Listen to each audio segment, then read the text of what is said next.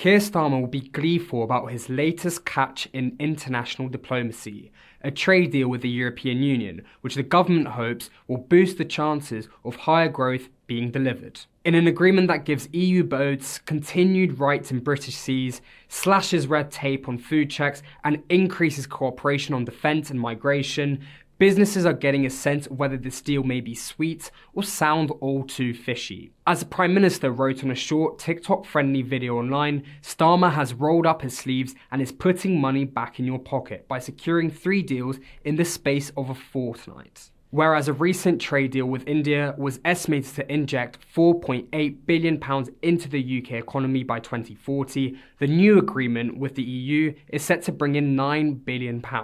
In other words, rather than adding 0.1% to GDP over 15 years, the UK economy will see an uplift of 0.2%. This is a meagre sum in comparison to the Office for Budget Responsibility, or OBR's heavy and sometimes disputed estimate that Brexit has held back UK productivity growth by up to 4% of GDP. The US trade deal did not follow with a similar kind of impact assessment, with agreements made to save sectors hardest hit by President Trump's Liberation Day announcements. Tariffs on steel were dropped, while 100,000 units of cars exported to the world's largest economy will face tariffs of 10%. The summit attended by EU and UK officials was described as being much more consequential by several business groups and Chancellor Rachel Reeves herself.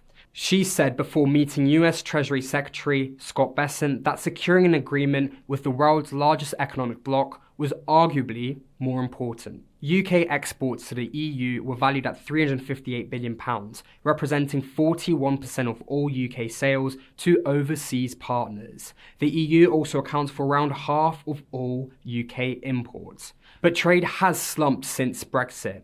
Services exports were 18% below 2019 levels, while goods exports to non-EU countries have fallen by a similar degree. So for businesses looking for any sign of comfort after some turbulent months brought by tax rises and tariff threats, a deal that cuts some red tape on food trade, opens up the potential for greater investment in defence, and consolidates taxes on carbon and energy may go some way in lifting spirits. The chief executive of a group described as Britain's biggest business lobby, the Confederation of British Industry, said the new deal will help ease trade between Great Britain and Northern Ireland. Ray Newton-Smith also claimed that alignment on food standards was a significant win for British industries, claiming it would reduce delays in trade and costs brought by extra paperwork. This sentiment has been echoed by leading executives at the British Retail Consortium and the Federation of Small Businesses, where leaders have said agreement will keep costs down and enrich British companies looking to import cheaper produce or export goods to European markets. In the deal, there was little in the way of a youth mobility scheme, or youth experience scheme as the government now calls it.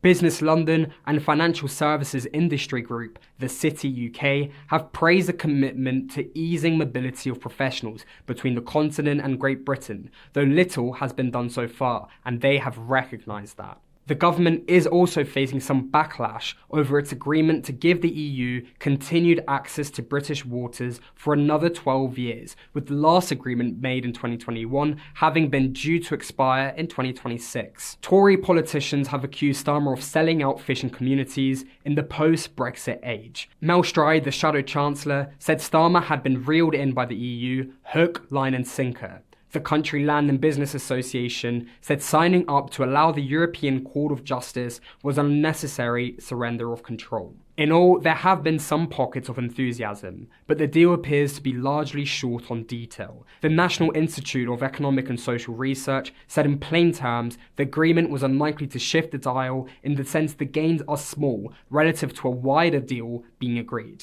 For more news on British businesses, head over to citym.com.